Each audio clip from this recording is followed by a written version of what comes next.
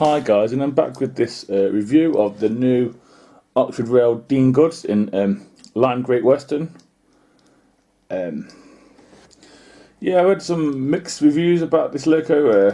One person's didn't run very well, and others ran perfectly. I can't tell you now. This one runs perfectly. Just gave it a test out the box across the points. On DC as well, it ran perfectly fine. I wish people would give it Oxford Rail a chance than just straight up criticising them.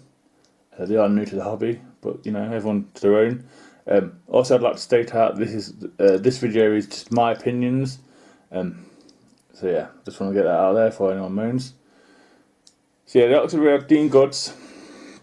There's a few issues which I'll talk to you now about before I start the video. One is the green handrails, just there on the black. I've been told they should be black around the smoke box. That's one issue. And a few are moaning about that the handrail goes past some washout plugs and it shouldn't have. I think that's a sander at the top there. It shouldn't have that. But yeah, let's get on with the video. Here is some model information. I believe Airfix, definitely Mainline and Hornby have done a Dean Goods, all been tenders, I believe, tender-driven locos. Hornby did one in 2000s, I believe. Oxford Rail are planning and have produced a Dean Goods that came out this year, 2017. The loco does come with a detail bag which has a brake rigging for the tender, I believe, front coupling and some small details for the front, like chain link couplings and stuff, and it also has a history and manual sheet too. So onto the front of the loco, it has a separately applied smoke box dart there, sprung buffers, separately applied locking pipe and a hook. There's an M pocket for the front coupling that's in the detail bag, like I mentioned. It has the green handrails as well. It has which I think's either sanding or a toolbox there. It has rivets everywhere you look. As we move on to the side of the boiler, it has a plastic chimney in copper, plastic dome, and safety valves is plastic too, as well. Like I mentioned, the handrails is separately applied. It has washout plugs here. It has rivets all along there. That's a separately applied handrail there. The only issue is under there, it hasn't you haven't done the workings of the cylinders inside, but that's not a major issue for me. It might be for some. Separately applied work underneath the chassis or running board, what you call it, as fin rods, as this orange and orange, black and orange Great Western lining on the steps, the splashers and the boiler. As we move on to the cab area, it has glazing in the windows.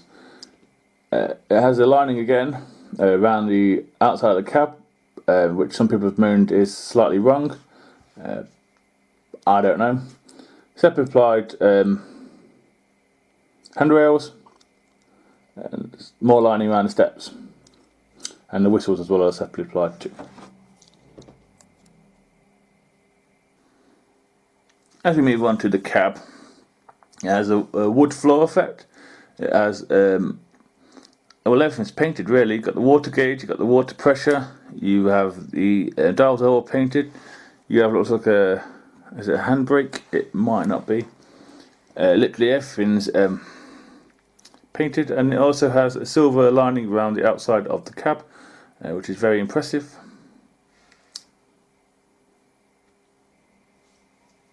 As we move on to the tender, separately applied.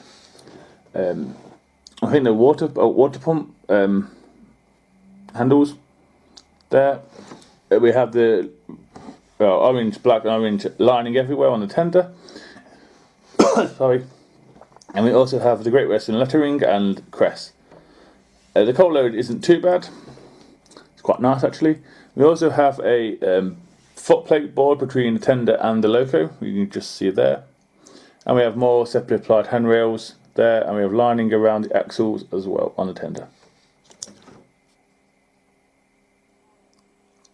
At the back we have a red buffer beam with sprung buffers. We have a separately applied hook and vacuum pipes as well as the front. We have some steps, and we have a legible builder's plate there. See if I can pick it up. No, let me. But that's better. Legible. Yeah.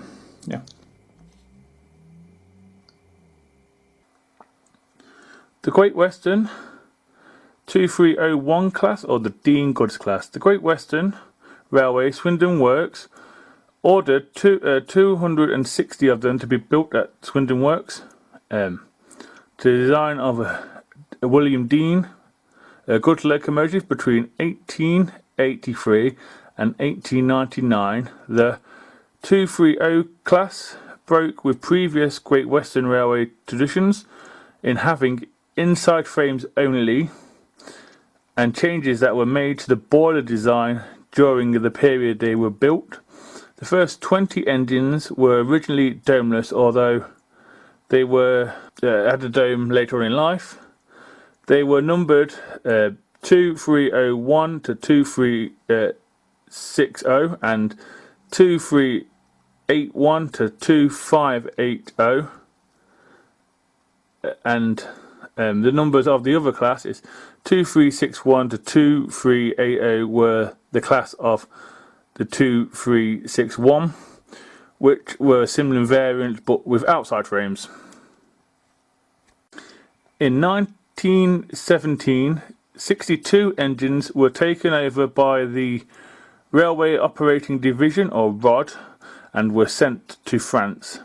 46 of these engines returned to England in the early summer of 1919, but the other 16 had been sent on to Slovakia at the beginning of 1918.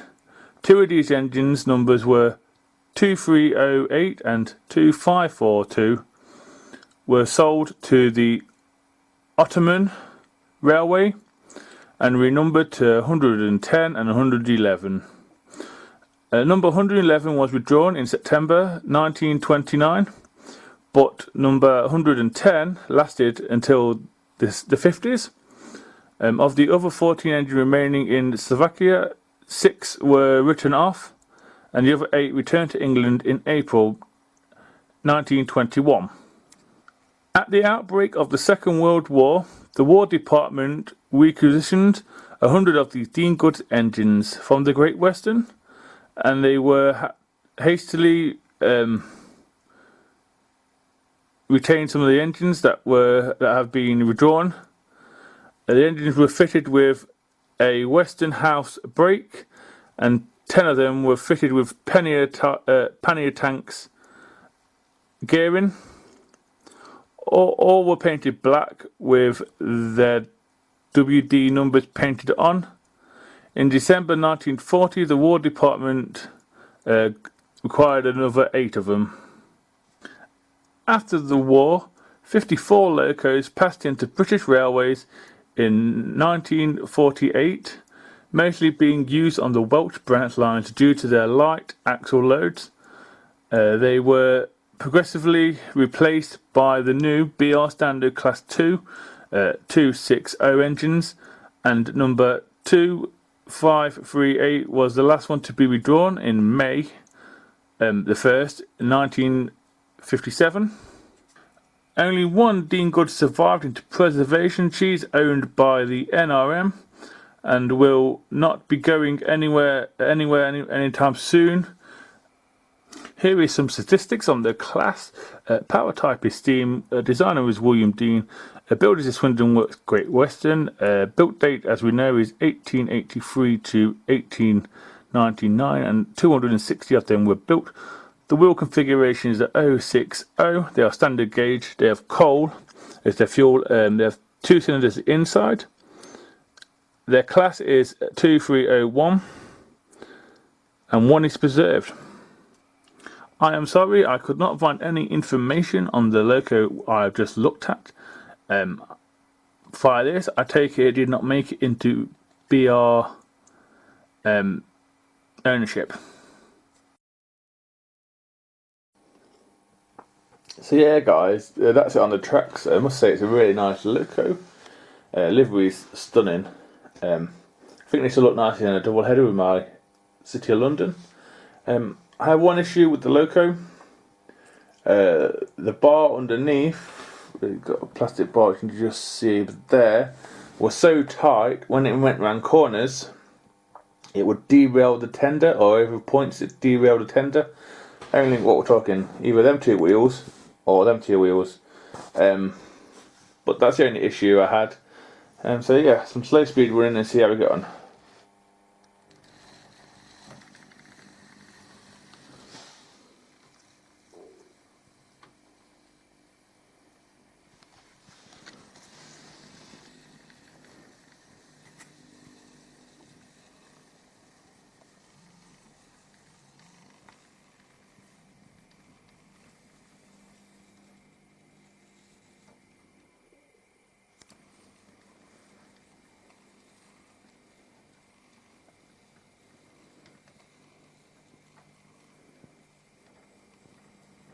Remember, this is DC as well.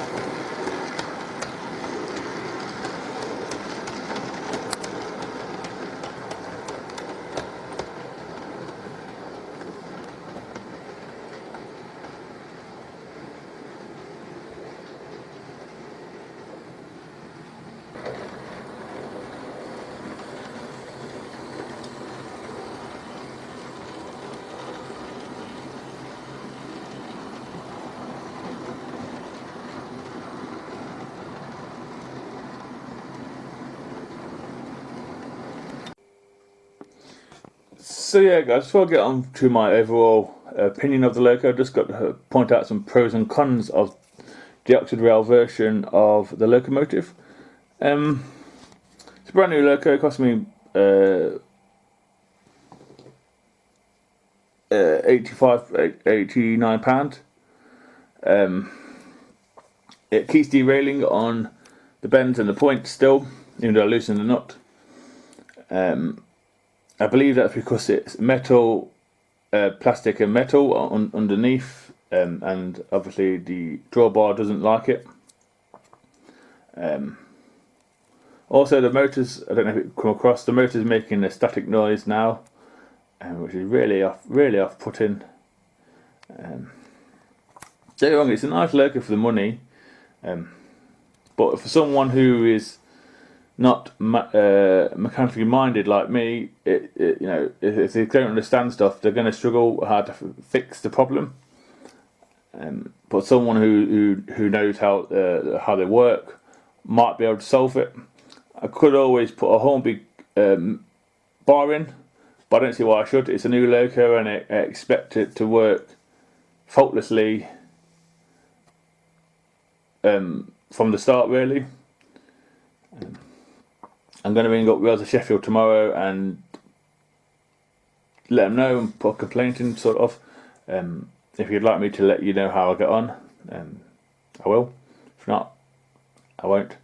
Until next time, guys, I will see you in the next video. Bye.